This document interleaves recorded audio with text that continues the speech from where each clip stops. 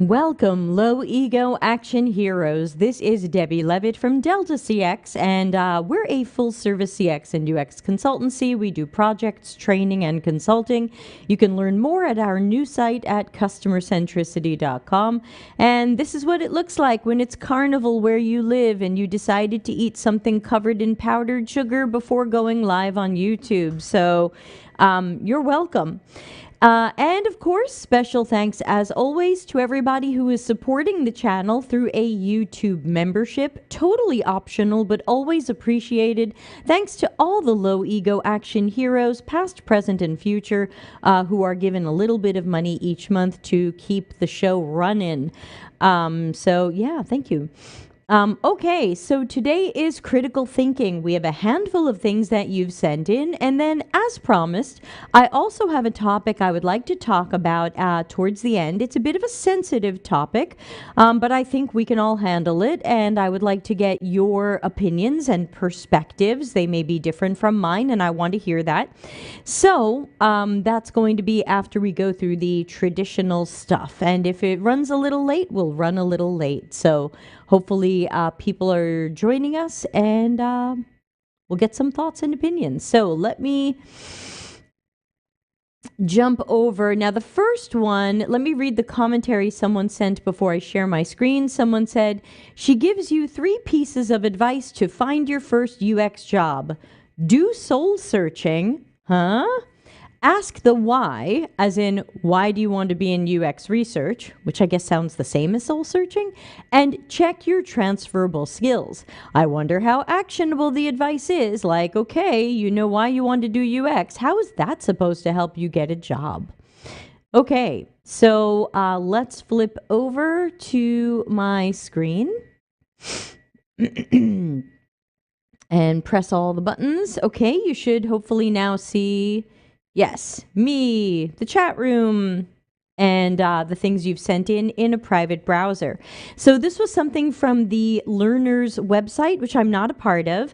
And this is someone I don't know, and I did give it a listen because it was a quick 2.5-minute video, and the person who sent it in was correct. This person seemed to mostly suggest getting your first UX research job by thinking about why you want to get into UX research, staying positive, and imagining that it's going to happen eventually, and thinking about what your transferable skills are, because that's how you might market and present yourself. Now, while it's not... oh, hi, Joe. Thanks for catching the live. While it's technically not bad advice to ask people to think about why they want to get into UX research, especially if that can be an interview question, and while it's not a bad idea to think about transferable skills from a previous career, that doesn't necessarily get you a UX research job. If the company is looking for previous experience in UX research and you are transitioning in, sometimes the things you are transferring are just not enough. So I think after listening to this, I did agree. I felt like this advice was not very actionable. I wasn't too sure exactly what to do other than some soul searching and think about how my skills were transferable, but I didn't really get any concrete advice on, hey, these are some things to absolutely do. Take these actions to get your first UX research job. So I didn't think this advice was strong. Chances are it's being sent to me because the person who sent it in didn't think it was strong. But now we've talked about it, and let's move on. Okay, I didn't get a chance to look at any of these ahead of time, so we're all going to be surprised by them. This is a Substack from someone I don't know, who says, we UXRs over-index on craft and outputs. I'm guilty too, but if you want to increase your influence, you need to shift your focus to build inclusive partnerships with stakeholders.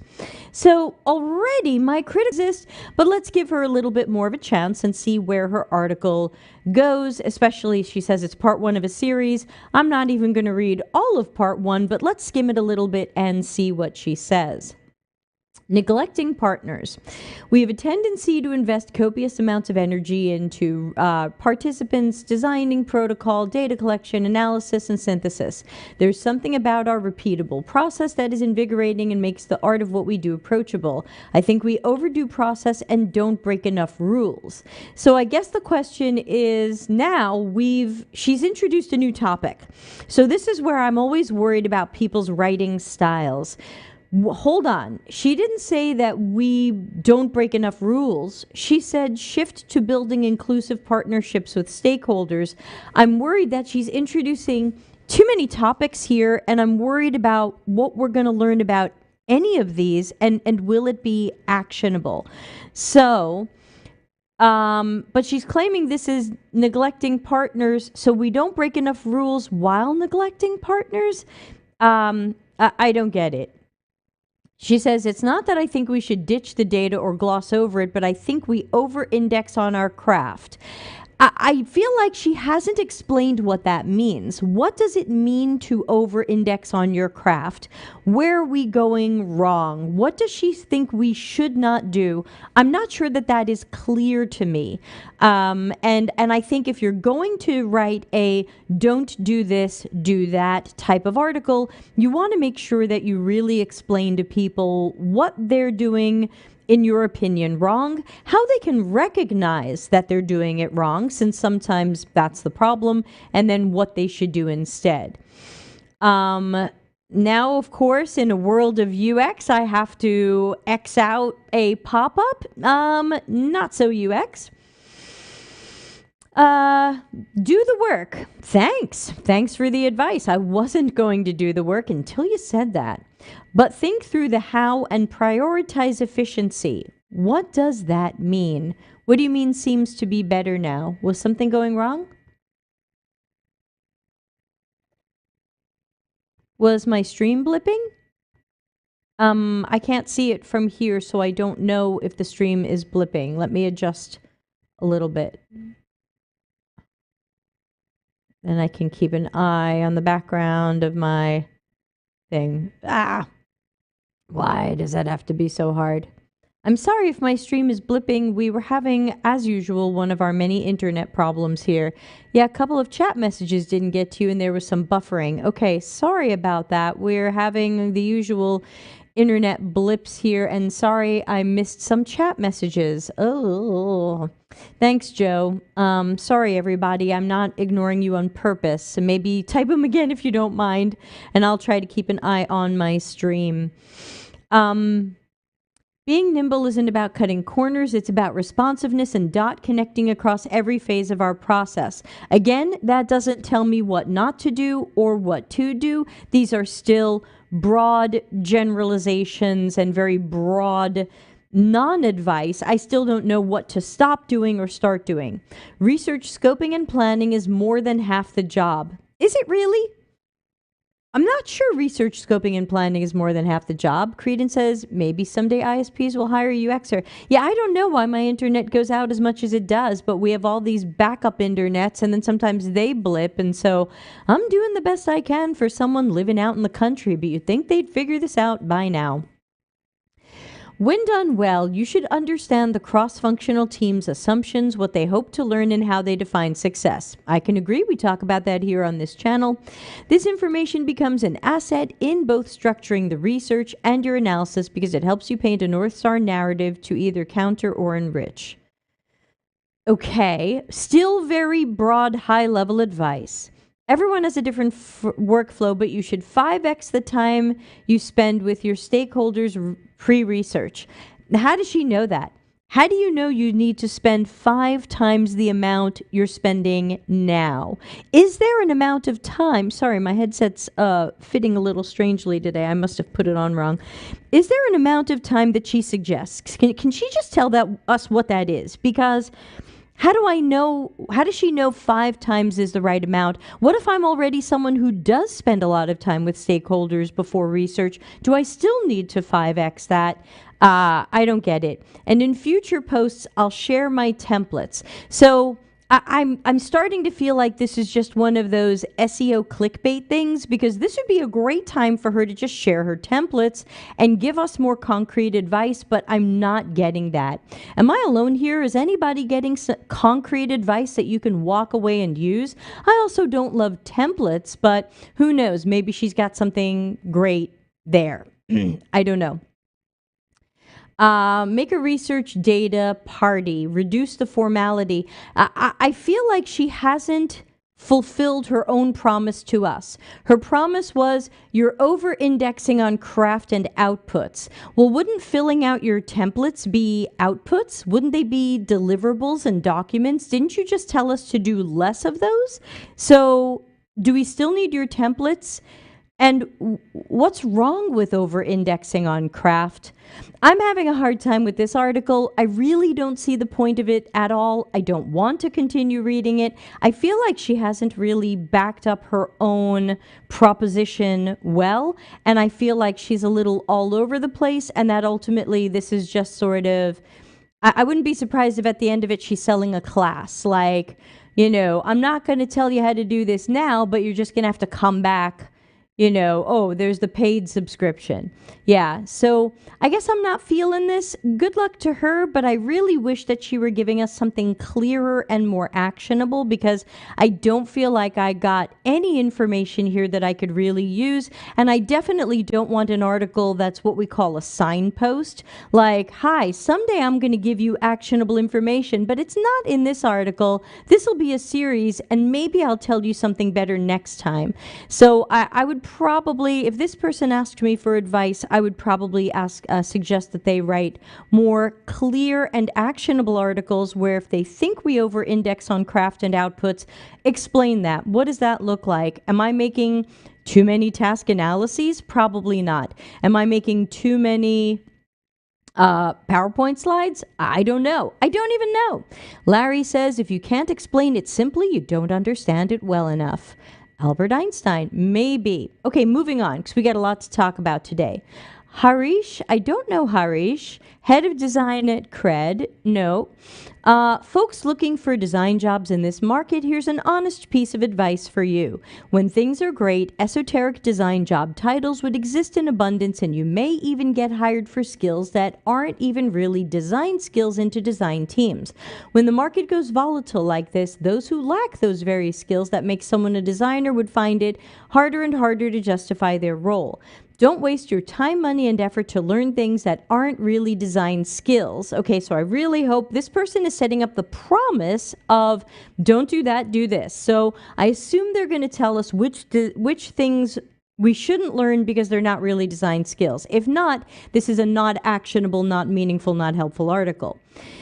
Don't waste time, money, and effort to have abilities but not design skills. For instance, knowing how to run a design sprint is a useful skill to have if you already have the necessary skills to be a designer. That might be hard for someone to self-assess. Learn fundamentals of user research. Learn prototyping. Put in an effort to acquire better taste? How would I know my taste is bad? Steph says, yeah, I hope design skills is defined. Practice problem solving. That also feels like SEO, like practice problem solving. Hold on.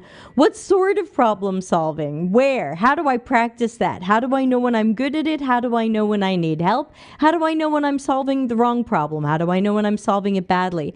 Okay, so I feel kind of done with this here. It's the kind of thing that reads well and makes people want to press like on it. I get that. It's got the words, but I think when you stop and read these things and listen to what this person is saying, which I find a lot of people don't always do, this just doesn't make any sense to me.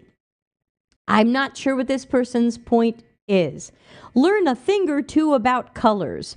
I definitely know a thing, maybe two, about colors, but I've never been interviewed and had someone ask me what I know about colors.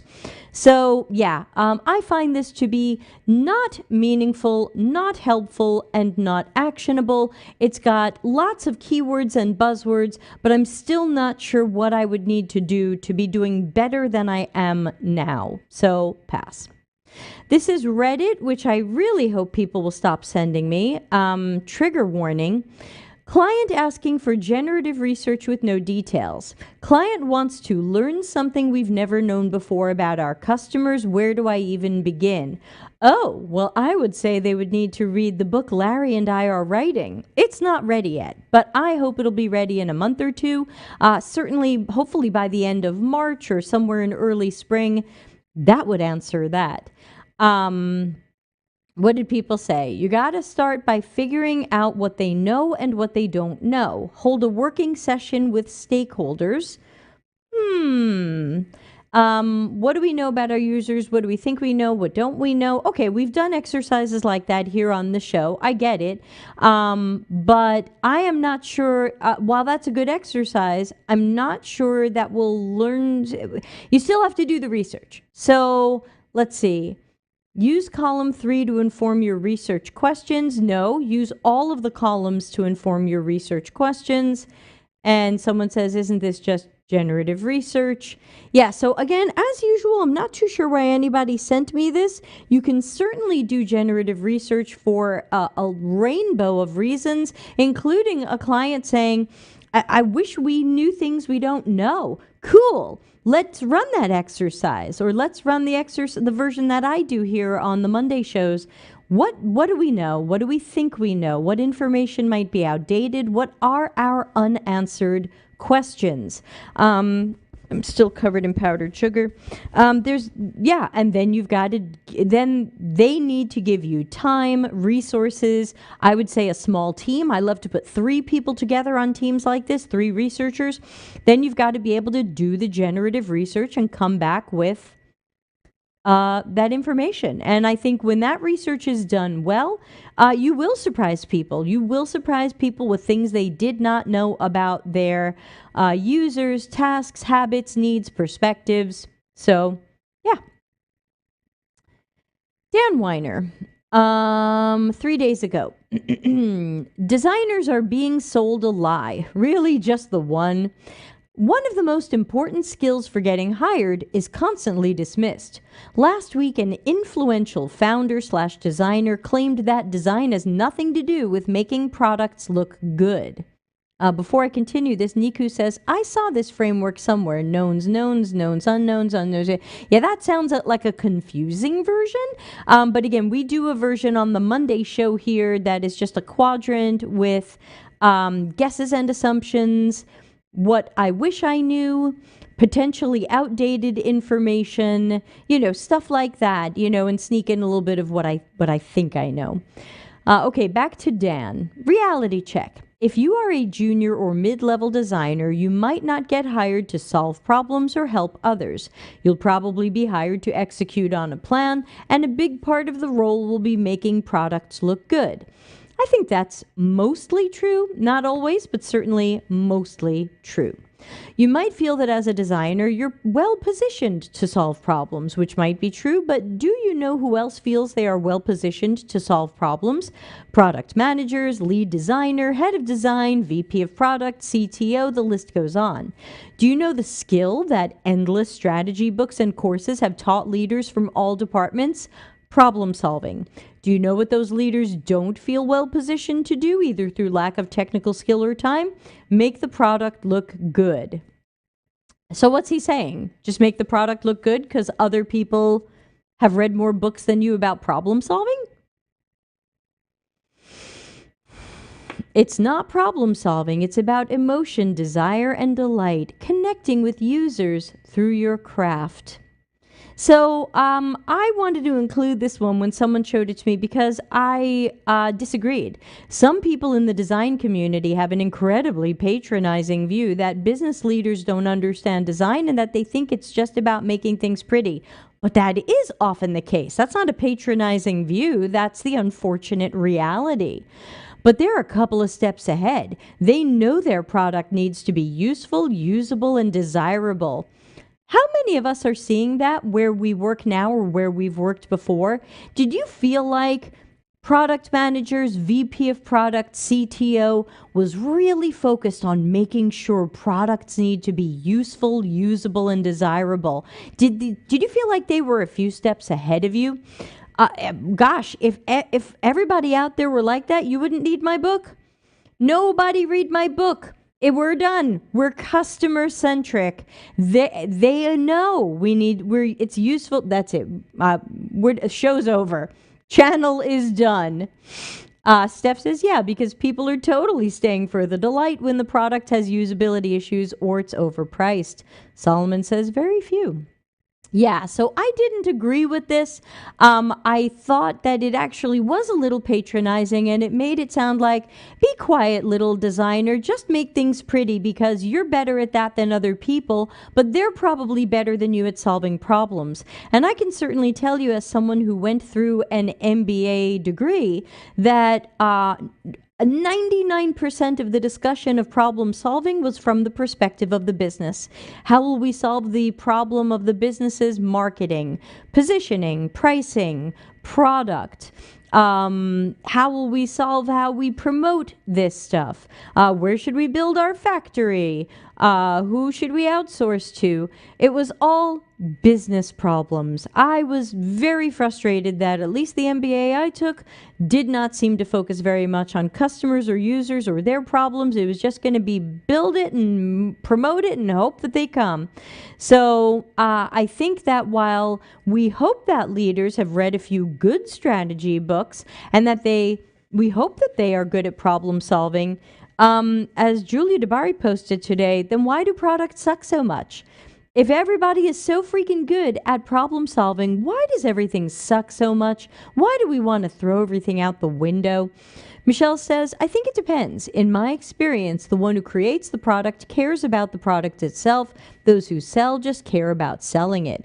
I've worked with a lot of product people who barely cared about the product. They mostly cared about making stakeholders happy and meeting KPIs and North Star metrics so that they could get promotions, raises, and bonuses. So I always hope to have a product manager who really cares about the product and how well it's a fit for our customers. I'm going to move on. We've got Aneta. I don't know Aneta, and I might be pronouncing Aneta wrong, so please excuse me. Aneta says, a boss or client came to you and asked for help with a UX problem. What types of questions we should ask to understand the problem better? Tell me more about the problem you want me to solve. Larry, want to comment on that? Why is this a problem? How did you find out about it? What do you know about it? Who should I talk to learn more about it? Have you heard about specific clients or users who have this issue? Have you done any research so far about it? Who can tell me what's wrong with some of these questions? Does anybody know? How does this problem impact the business? Who can really tell me any of the problems with these questions? What is the risk of not solving this problem? What will we get if we solve this problem? What would you like to achieve by solving this issue? Does anybody see any problem with these questions? From a UX designer, UX mentor, and of course, content creator. Anybody want to jump on in? Sorry, I'm having a weird headset day. Maybe I'll not wrap it around my earrings and see if it sits better. Niku says, some of these questions are closed-ended, yes or no. I'm not that worried about that because if I'm in a conversation with a boss or a client or a stakeholder, I can start with the closed questions, which is a yes-no question here. Oh, which is a yes-no question here? Okay, have you heard about specific clients or users who have this issue? That could be an example of a closed question, but if someone says, yep, well, I'm not done. I'm going to ask the follow-up question. Tell me more about that. So I'm less worried about which questions are open and which questions are closed because sometimes I start with a closed question to see if there should be a follow-up question. So there you go. Atzo says, aren't problems and issues meant to be solved? Sure. Camilla's got it. Hey, Camilla, how are you? Are you back home yet?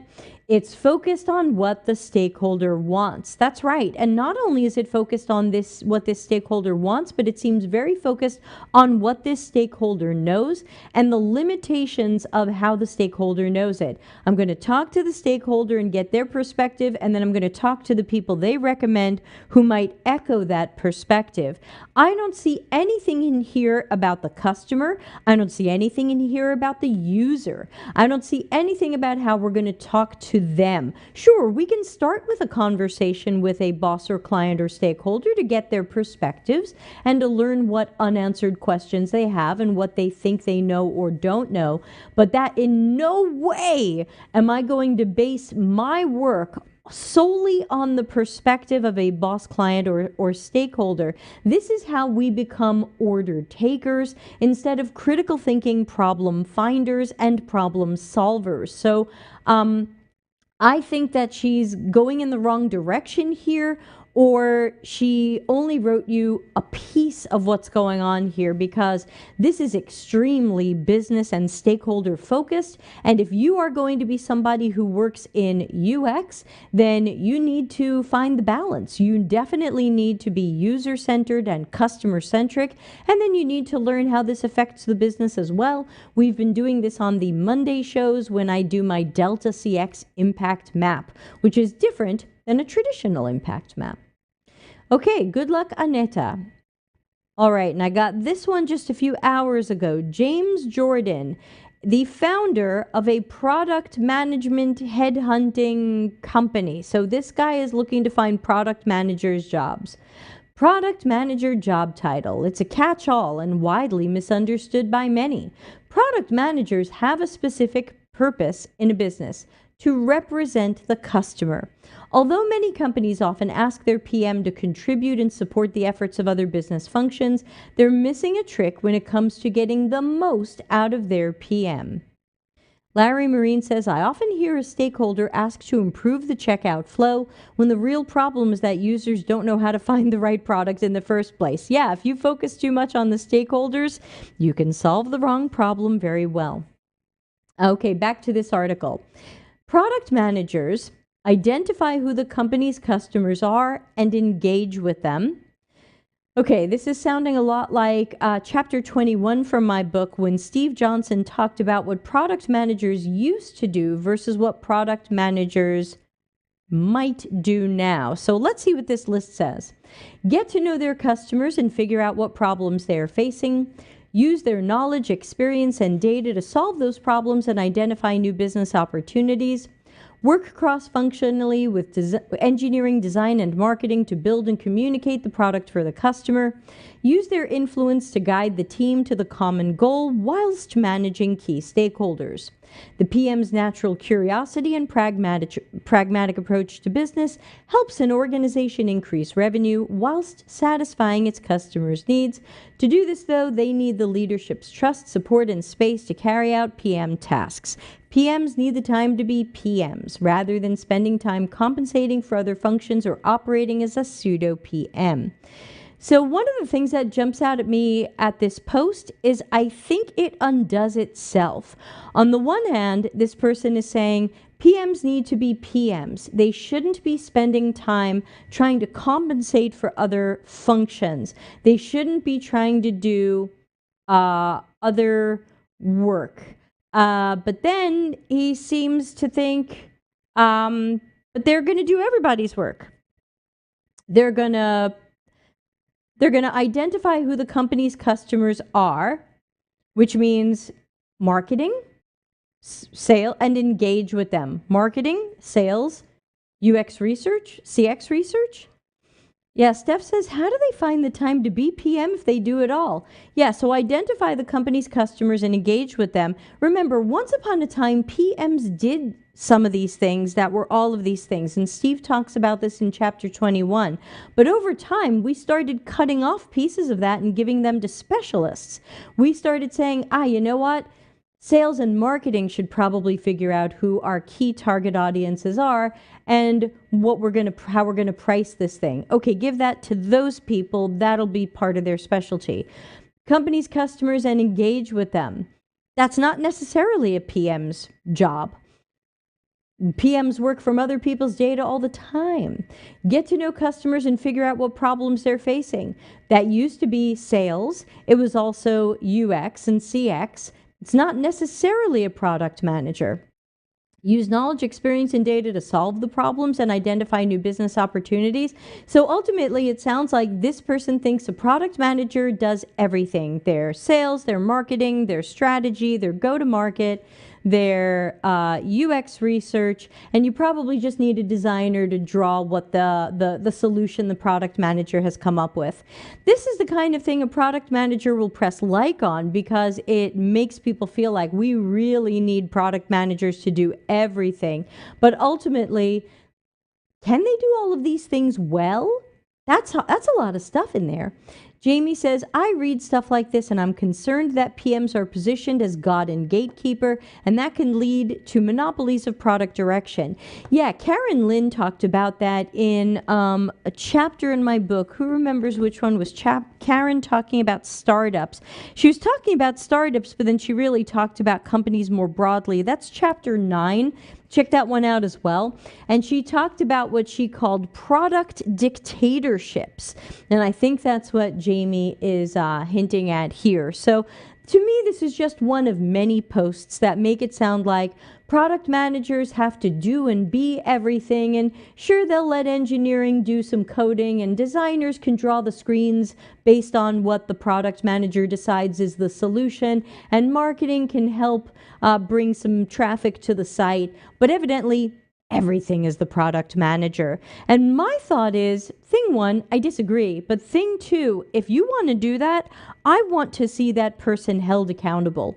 I want to see that person, if that person is making mistakes, if that person is bringing poor or flawed products to market, I want to see them held accountable. I want to see them put on a performance improvement plan. I'm not afraid to see them fired. If you want a product manager to do everybody's jobs a little or a lot, I want them held accountable for the quality of their work. Hey, Udipta. That's my thought there. So let's flip back to a giant picture of me, because now we're going to talk about the tough stuff. Let's put your comments up on the screen. All right. So thanks for sending those in. I've gone through them. You can send more in to deltacx.com/links. But now we're going to have a conversation about some tough stuff that happened in our Slack community about a week or two ago. And I wanted to talk about it somewhat openly here. And I wanted to get people's perspectives and opinions and suggestions, because we're not all going to disagree on this, but I wanted to open up a discussion and get more perspectives on it. And Larry says, I'm a certified product manager. I learned their role is more of decision enabler and knowledge wrangler. They use available data to arbitrate different opinions. That's certainly something they could be doing when they're not trying to do everybody else's job. Okay, so if you're not in our Slack channel and you'd like to be, deltacx.com/links has links to both our Slack and our Discord. Our Slack is more active than our Discord, even though they both have a lot of people joined. Discord seems to attract introverts. Slack channel is more active. So let's talk about what happened. Shweta says, I also think the decision making on the it does open up risk. You don't just want one person to be the king, queen, or other, and that's also not an empowered team. If we're all just order takers from the PM, that's not an empowered team. Michelle says, it's a concern with other job titles alike. UX can be expected to be designer, developer, marketer, manager. If they can't do all those things, they're underqualified. Yeah, look, we can definitely have a very long conversation about the whole PM thing and job title thing. I agree that is something to probably devote a future episode to, even though we can't solve it. We can talk about it. We can't solve it. So let's talk about what happened in the Slack community.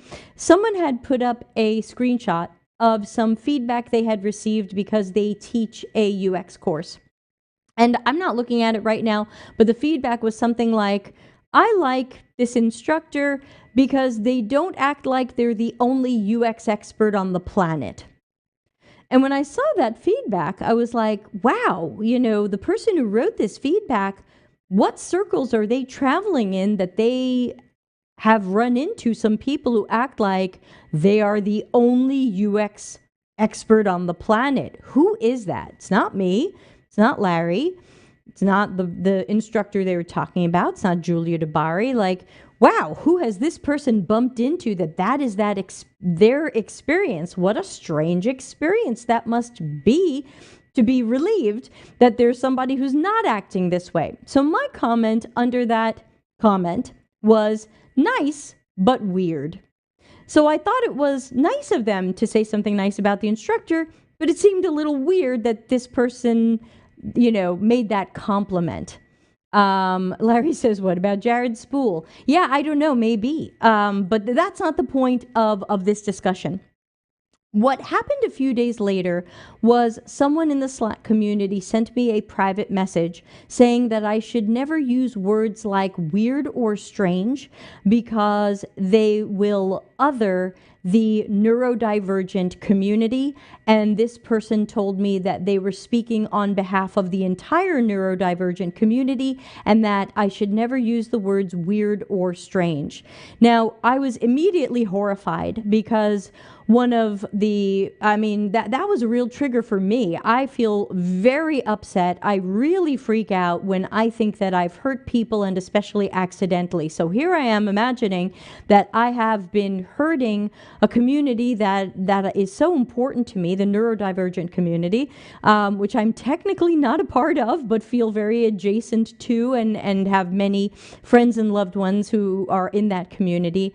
I was horrified by myself, by the idea that I was saying or doing something ableist or hurtful. So I was trying to learn more from this person about that while I was frantically Googling about ableist language and the neurodivergent community and what words can we say and can't we say. And I was trying to make sense of this because I was so upset and really freaking out. And, as someone who uses a lot of negative adjectives for all kinds of things, I'm always here setting something on fire and burning it down and picking on it. And so I was like, wow, I use a lot of negative adjectives. Like, am I hurting people? And I really started to have a bit of a short circuit there. So I said to this person, what word can I say that wouldn't make people feel othered? And they said, you should say, that's different. And I said, oh my gosh, no, I think that's more othering. That doesn't sound like a solution at all. That sounds like the anti-solution that absolutely would tell someone, you're different, maybe you don't belong here. That doesn't sound right. Larry says, but the list of words we can say without offending someone's getting shorter than the words we can't say. Yeah, so, right. And obviously, if there is a word that affects a marginalized community, I do want to be sensitive to that. But in all of my Googling, I couldn't find anything that said, do not say the words weird or strange for any reason.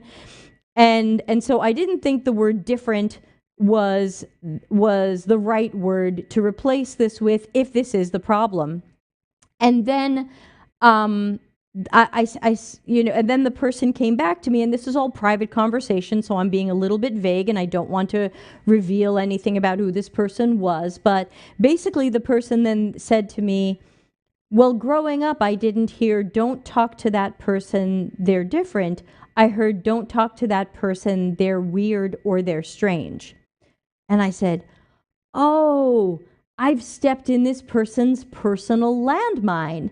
I once did some personal therapy, and they used to call those landmines. Like, when someone is personally sensitive about a word or a phrase or a memory, we might call it a trigger.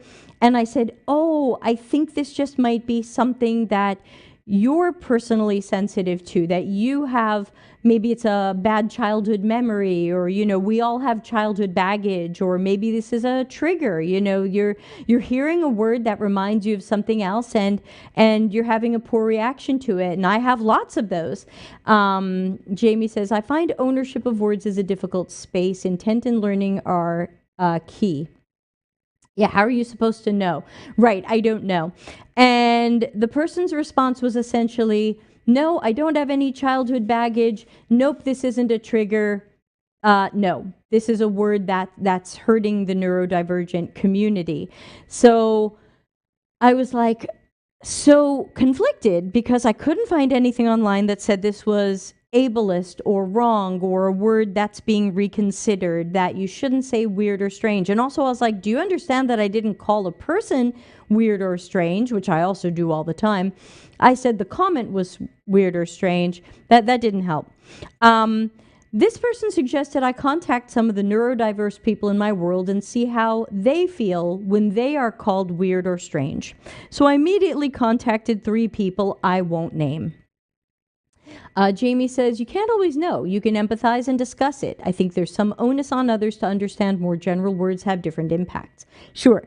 So I contacted 3 neurodivergent good friends, and I didn't tell them about the whole conversation with this person, and I just said, hey, have you ever been called weird or strange? How do you feel about that? The first person said, it used to bother me, but now I focus more on who says it and why. What's their intent? You know, if it's a friend and they're just being a little silly and saying, you're weird, it probably won't bother me.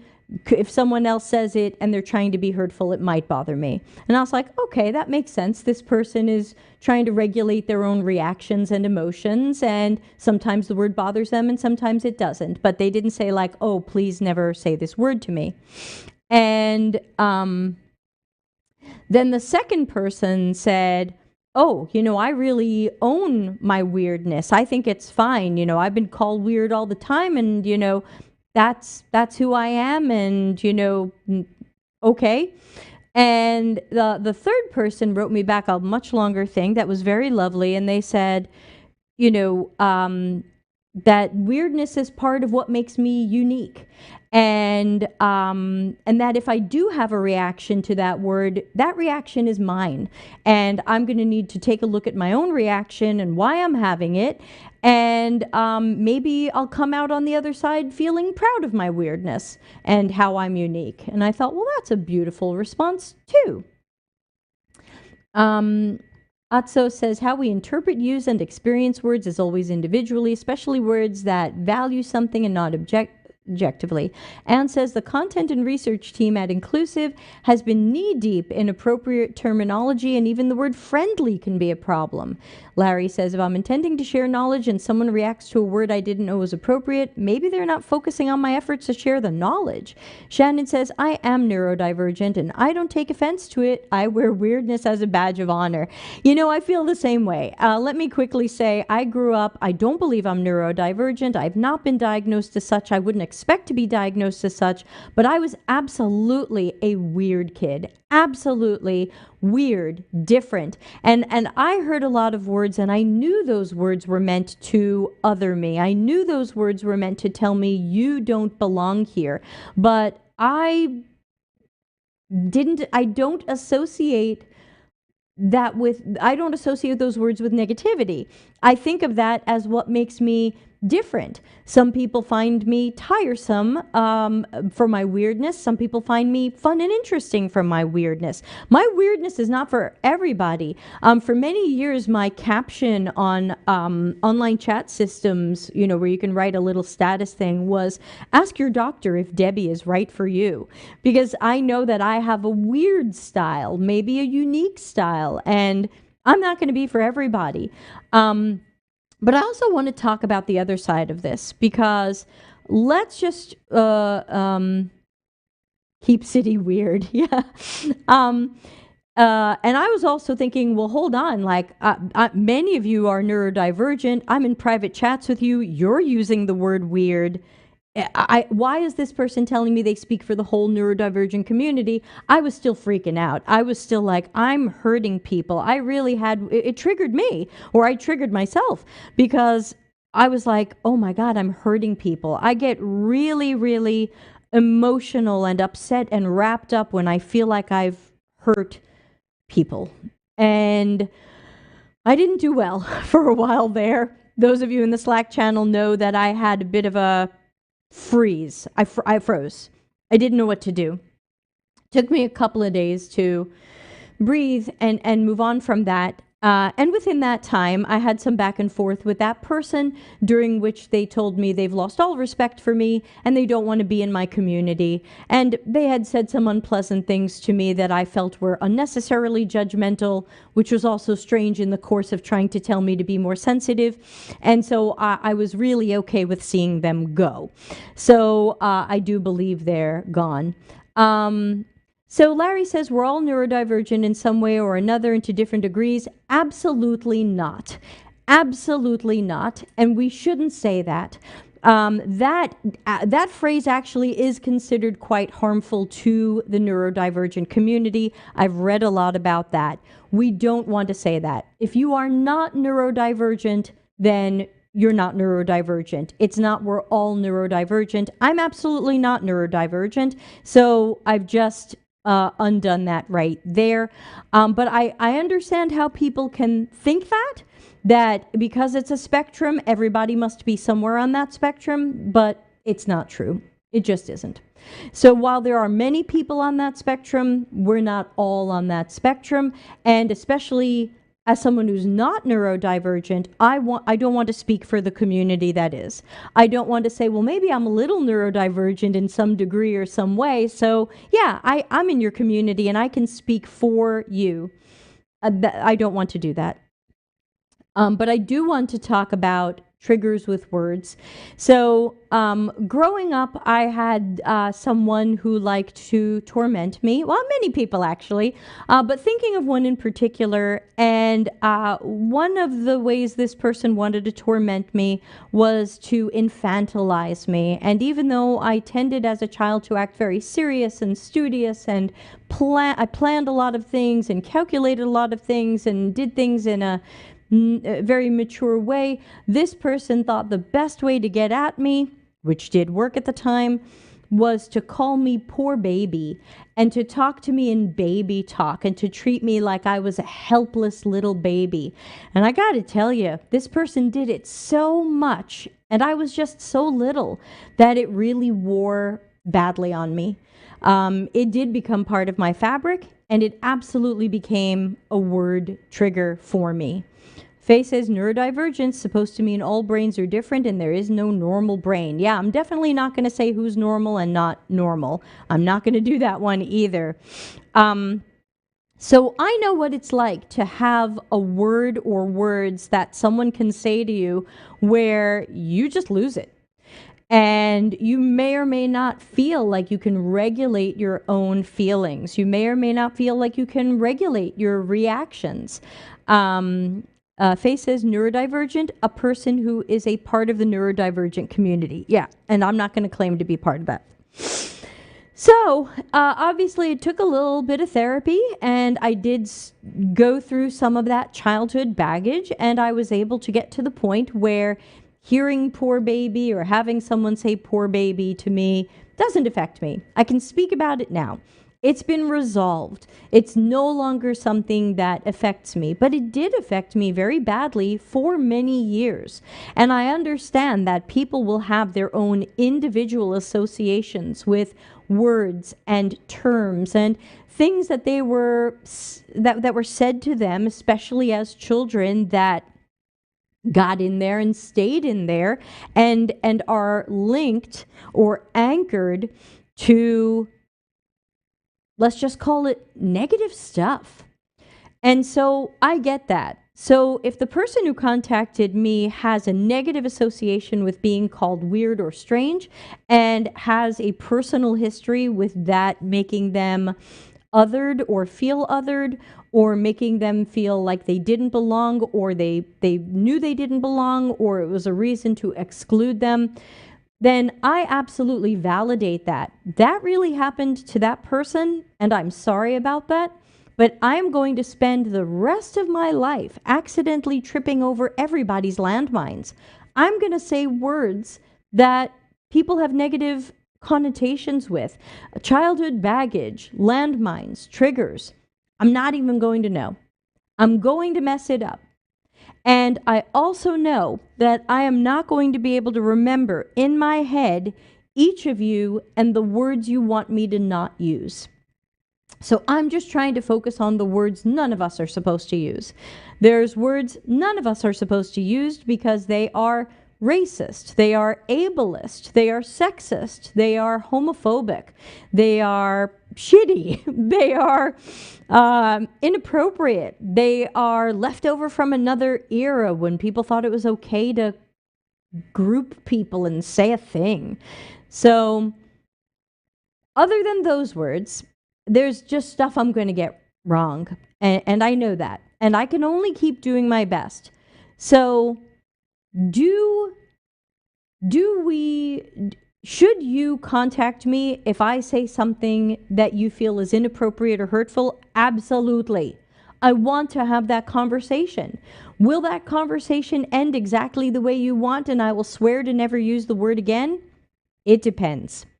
It depends what the word is and what I can learn about what that word means to the larger community. I'm not going to stop calling things weird.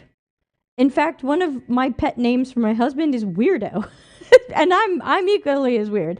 I call people weirdo all the time. I kind of think it's a compliment, but that's just me. Anne says, how can we worry about people's landmines? The math is impossible. Jamie says, please be kind. It goes both ways. Sure, exactly. But I also know I cannot get the whole world to line up with my childhood baggage. I can't say, don't ever say, hey, everybody, if you run into me, don't ever say these words because I can't handle them or they give me bad memories. The list would be endless. Each of you would be sending me a pile of words. I'd never be able to remember it. I'd never be able to get it right. I would want to, but I know that I won't be able to. I can do my best to be kind. I can do my best to be understanding. I can do my best to be the ally I wish I were. I'm not always going to get it right. I'm trying to change my language and I still make mistakes. There are words I'm not supposed to say and I am still saying them. They're just so ingrained in me. I'm having trouble with it. I am still saying stupid and sometimes I say crazy and I know we're supposed to stop saying those. They are not the right thing to say and I'm working on that. I'm not going to get it right. Larry says, it used to be that communication was the responsibility of the speaker. It's shifting to control the listener. You can't avoid other people's landmines and intent is key. I think intent plays some role in it, but I want to remind people it's not just intent because sometimes we hear intent used as an excuse. So again, we have to keep our critical thinking cooking as we do here every other Friday. Critical thinking. Because I've heard someone say something racist, and then I'll say, hey, that was racist. No, my intent isn't hurtful. I like that group of people. I'm not being racist. But they've just grouped a person, and they've said something stereotypical or negative about that group, but they believe that. I had a friend who once said something that I felt was racist against black people. And I said, I think what you just said is racist. And they said, no, it's not racist because I don't have hate in my heart. And I was like, oh, this is that intent argument. I don't intend to be mean to one or more black people. And so my thought is, I like intent, but I don't want to use it ever as an excuse. So do I mean well? I do. If I use an ableist word, does it matter that I meant well? Not really. I should know better. We should all know better than to be using words that affect marginalized groups, systematically and systemically oppressed groups. I don't want to use those words anymore. If you do, that's between you and you. So, and communication, as Larry pointed out, it's a two-way street. There's the speaker and there's the listener. If I'm saying something that's racist, there's no excuse for that. Intent doesn't matter. I have a black friend doesn't matter. Intent can sometimes matter. Hey, I'm sorry, I didn't know that word wasn't the right word to say. I didn't mean it. in a bad way. I want to learn more. Help me out here. And that person can say, no, go research it yourself. That's fine. But I don't want, intent is important, but let's make sure intent isn't an excuse. That's the thing that I believe about intent. You're welcome to disagree. Intent is good. Kindness is good. Empathy is good. Sympathy is good. But it's not an excuse. Many of us don't have hate in our hearts, and we still say things that are considered unacceptable to certain groups. Okay, let's do better. I hope people don't mind that we talked about a difficult and sensitive topic tonight. It does require some critical thinking. It does make me question a lot of these things, but the conclusion I came to was I can only keep doing my best, and I can only hope for friends like you who will come to me publicly or privately and say, you said this thing or you wrote this thing, and here's why it's not the right or best thing to say. I want to know that. That's me. I grew up in a very liberal world. I am a liberal person. I have high empathy. I care deeply about other people. I often care about others more than myself, and I don't want to hurt people, even by accident. Will I hurt you by accident? Probably. Can I do better? Yes. Jamie says, thanks for sharing with us. Sure. Credence says, communication definitely takes both sides. I hope this particular person is able to find a better way to communicate with others in the future. Yeah, there were definitely some unattractive parts of our conversation, but I don't wish that person could communicate better. I think that person might have done their best job communicating. I think my question for that person is, do you speak for the neurodivergent community, or do you speak for yourself? Because if you speak for yourself, I get it. I can absolutely understand someone being sensitive about those words, especially if those were negative things they were called as a child or adult or both. I can understand someone being sensitive to those words. That makes sense. I validate you. But this person said they were speaking for the neurodivergent community. And when I started asking the neurodivergent community, how do you feel about words like weird and strange? I found that I don't think this person did speak for the neurodivergent community, and that would be maybe the thing that I would suggest differently. I think it's important for us to have the self-awareness to know when we are speaking for ourselves and our own sensitivities and our own preferences versus when we are speaking on behalf of a community of which we are a member. I'm not in the neurodivergent community. I'm not going to tell you the right and wrong words to say about the neurodivergent community unless I have learned from the neurodivergent community what words to say and not say. Now, we spoke about this on Slack a bit, and people pointed out that there are a lot of personal preferences. Some people prefer a term like, and this is not just for neurodiversity, some people prefer a term like disabled. Some people don't like the term disabled. We talked about how some people don't like the term blind. Some people do like the term blind. Some of these things will be down to the person. Identity first language versus other styles.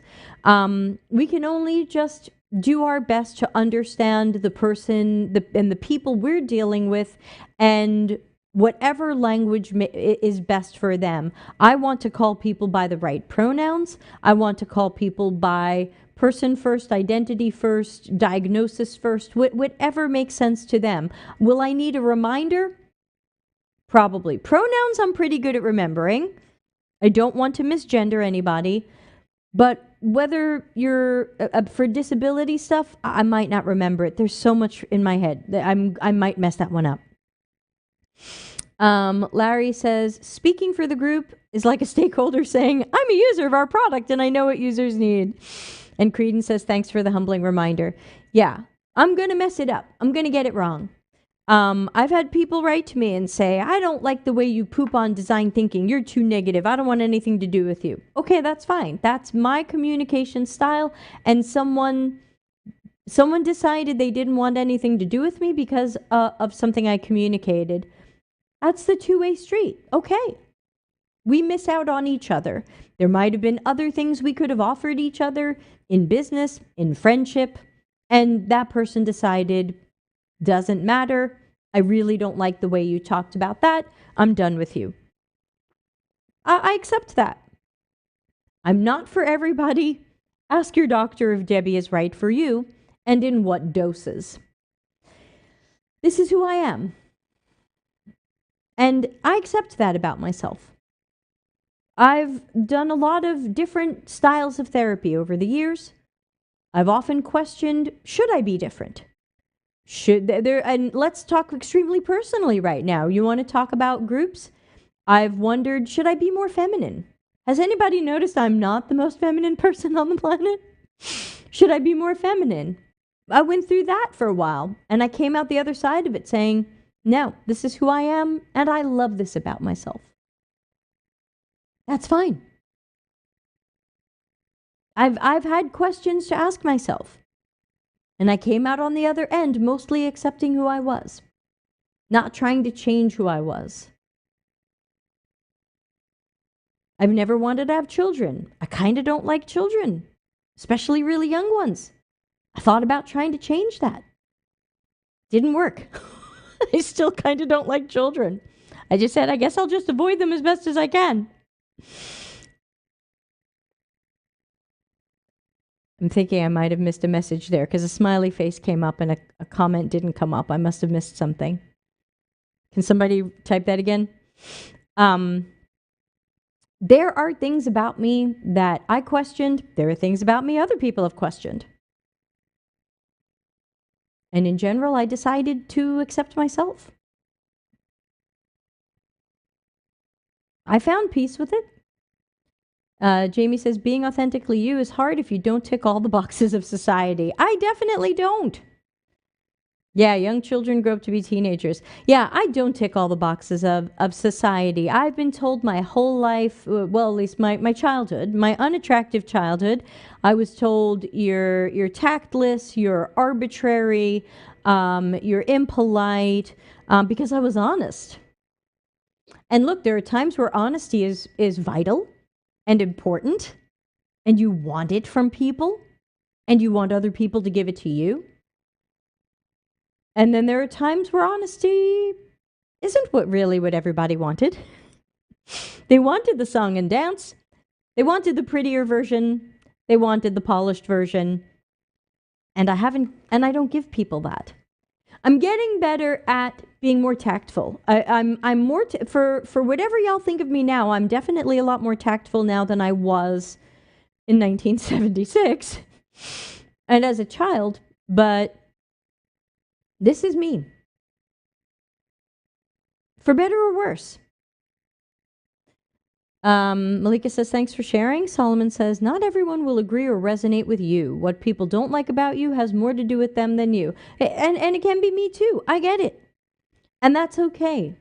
If somebody wants someone who's going to dance along to the song, it's probably not me. Is that a good characteristic? Is that a bad characteristic? People will be split on that. There will be people who say, Debbie needs to dance along a little bit more. And there will be other people who say, I love that Debbie doesn't dance along. MG says, people hear what they want to hear. If you're honest, you're harsh. If you're dishonest, you're sweet. Sure. Anne says, thank you for having this tough conversation. All of what you're saying about yourself is exactly what made me a fan and like you. Thank you. I think Anne and I are cut from some similar cloth. And maybe some of you feel the same way too. You know, maybe we're all together in this community because we have that bond. Some of you, see that reflection. I see you and I see a little bit of a mirror back. You see me, you see a little bit of that mirror back. Or not. It's okay, So again, if I say the wrong thing, if I hurt you, please do find a way to tell me. Private better than public, but public is okay too. I'm not afraid to answer to these things in public because that's my personality too. I'm not afraid to have a public conversation where someone says, Debbie said the wrong thing. In fact, who has my book? Let's talk about my book a moment. I know it sounds a little egotistical, but let's talk about that. Oh, Karen says, honesty means a lot to me. If I suck, I want to know it. Yeah, me too. I always joke, please tell me my ass looks fat in this. So if I don't know who's read any of my book yet, emojis up. If you have read chapter 13, where I interviewed Sherry Bernhaber about accessibility. If you have made it through chapter 13, you will find that at the end, I said something ableist because I didn't know better. I didn't know. I said the wrong thing, but I also want to make sure you know that I didn't edit it out. Because I took a look at that on the page and I said, oh, ooh, it's ableist. And then Sherry Bernhaber calls me on it and says, no, no, no, don't say that. And I looked at that and I said, ooh, I said the wrong thing there. Do I edit that out? And then I said, no, I leave that in. Because people who aren't aware of some of the wrong things to say, like me, constantly learning, I don't want to make it look like I'm perfect. I don't want to edit that out and act like it didn't happen. I stepped in it. I did the wrong thing. I said something ableist. I apologized in the book and in life, and I haven't said that same thing again since, and I hope I never will, even by mistake. Larry says, I would love to see you answer the final question in a beauty pageant. I'm certain you would not say anything about solving world peace and hunger. You'll expose the unexpected, and that's entertaining. Yeah, thanks. In the mid-90s, I used to do the website for the Miss America pageant. I know. And I used to have to go to the pageant. I know. And they used to make me dress up. I know. I've actually have the dress right over there, the dress I wore in 1996. It's over there because when I was trying to find a dress for my own wedding, I pulled out all my old dresses and I save all these things, thinking someday I might weigh that number again. So I had to get dressed up. I shopped at Saks Fifth Avenue, and I had Bruno Magli shoes. I think the shoes cost more than the dress, and I just had to wear this for like 4 hours. And I had to do my hair, and I had to do my makeup, awful. Now, for those of you who don't know what I normally look like, Decathlon all the way, not sponsored. I used to dress from the Army, Navy, military surplus store, but then I discovered Decathlon, which for you non-Europeans is like REI, but cheaper. And if you don't know REI and Decathlon, sorry. Yeah. Oh my God, I'm trying to imagine you at Miss America. Oh, it's Madalena. Yeah, so I remember after a week in no makeup and t-shirt and shorts and sandals, coming out in my Saks Fifth Avenue full-length black dress and shoes and makeup and hair, and one of the ladies from Texas goes, well, don't you clean up nice? And I was like, that's one of those backhanded compliments, but okay. Shout out to Decathlon, says Jamie, for sure. Not sponsored, but love them. So, and then so I asked my contact at Miss America. I jokingly said, why am I not Miss America? And she said, because you think for yourself. So, yeah, I'm not going to be Miss America. And that's okay. For someone else, that's very disappointing. For me, totally okay. I'm totally okay not being Miss America or winning any pageant. I'm not going to win a pageant, not going to win a beauty contest. I can't walk in heels. I wear only men's shoes. Sometimes I have to wear women's shoes and I hate it. My pants are from the men's department. I like to wear men's clothes. If I wear women's clothes, I feel like I'm in drag. That's just me. That's my identity. So, and if you don't know Decathlon, get your butt over here in Europe and spend a lot of money on really comfy clothes. Yay, Decathlon. Okay, anything else anybody wants to talk about? I know we've gone over time, but These are personal and sensitive things, and I keep telling everybody that I'm transparent and I don't have secrets from you, and we should talk about these things. Like let me. Oh, thank you. Like for example, can I also say quite personally, I'm having a shitty time going through menopause. Nobody is talking about menopause. There's just more things we all need to talk about, and some of these are going to be unattractive and difficult, and sometimes we're going to say the wrong things and people are going to go, oh no, and people are going to go, don't say that, and we're going to go, okay, let's hold on. Camila says, just check their website, I love it. Yeah, and they failed in America. I guess, if you have REI and you have Walmart, who needs Decathlon? Love Decathlon. Not sponsored. That'd be fun to be sponsored by Decathlon. It's got nothing to do with UX, but actually the UX of their stores is pretty awesome. I'm not sponsored. Oh my God, get the not sponsored up on the screen. Decathlon is awesome. They have RF tags and everything. So when you want to check out, you just walk over to the checkout thing and it knows everything you're holding. And it's like, okay, here's your total pay. And you're like, yes, that's how it should be. I do love their UX. That would be a cool job, I think. Yeah, Malika says men's clothes are cheaper too. Totally. Yeah, and I don't have to worry about how they fit me. They don't fit me. Who cares? I'll just put on a belt. Because I have a waist. Well, I used to have a waist. Then I moved to Italy and ate some pizza. I'll have a waist again.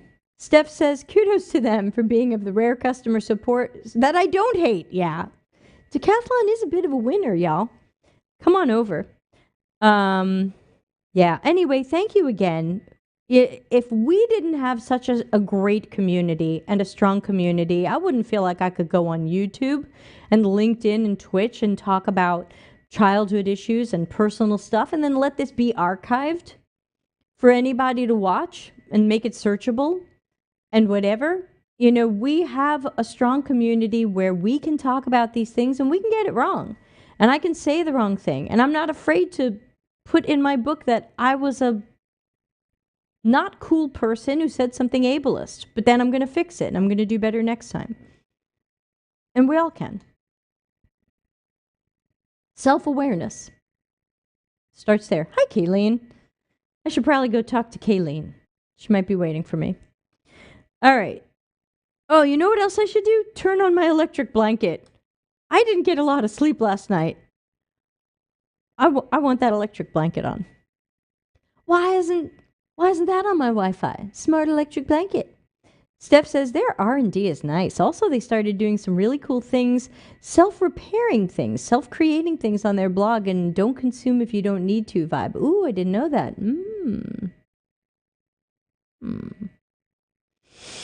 Cool. To be continued, y'all. Let's talk quickly about what's happening next week on the YouTube channel. Monday is Think Out Loud, and I've got nothing to talk about. So send something in to deltacx.com/links, or I'll have to make something up.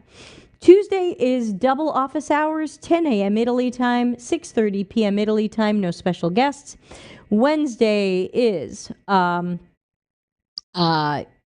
a conference I'm speaking at, but before that, book club. We're going to talk about chapters 9, 10, and 11. You don't have to have read them. You don't have to have bought the book. Check the events in deltacx.com/links or watch the live events channel in Slack and Discord for the Google Meet to join. It's free. And then Friday the 24th, normally we would be taking that off now that I'm doing critical thinking every other Friday, but I've added in a next Friday show where I'm going to read that new MIT article, kind of pooping on design thinking. I thought the article was very interesting, had an interesting perspective. Of course, it echoed a lot of what I believe. So, of course, echo chamber, I like it. But I want to hear what you think of it. It's got some weird and interesting things in it. I said weird. I didn't even think about it. Steph says, thanks for all your energy and showing up. Yeah, I've got no energy right now. Kayleen and Karen know I'm putting on a show, but I guess when you have a degree in music and you're used to being on a stage, you can put on a show. I will then talk to Kayleen and Karen and then probably immediately fall asleep. So, thank you to Johnny for joining the Discord server. Just came in. Thanks to everybody for staying late and going a little extra on this one and helping me with some critical thinking on some tough issues. But I hope everybody has a super weekend, safe, healthy, good weather. Go talk to dogs, go talk to cats, take it easy, refresh. Ride your scooter, ride your motorcycle, get out there. Thank you, Johnny. Yeah, I'll see y'all Monday if we've got something to talk about for Think Out Loud. I'll try to come up with something if you don't send something. That felt good. Thanks again, everybody. Cheaper than therapy. Have a good weekend. Bye. Customer centricity as business intelligence. Visit deltacx.com to learn why we are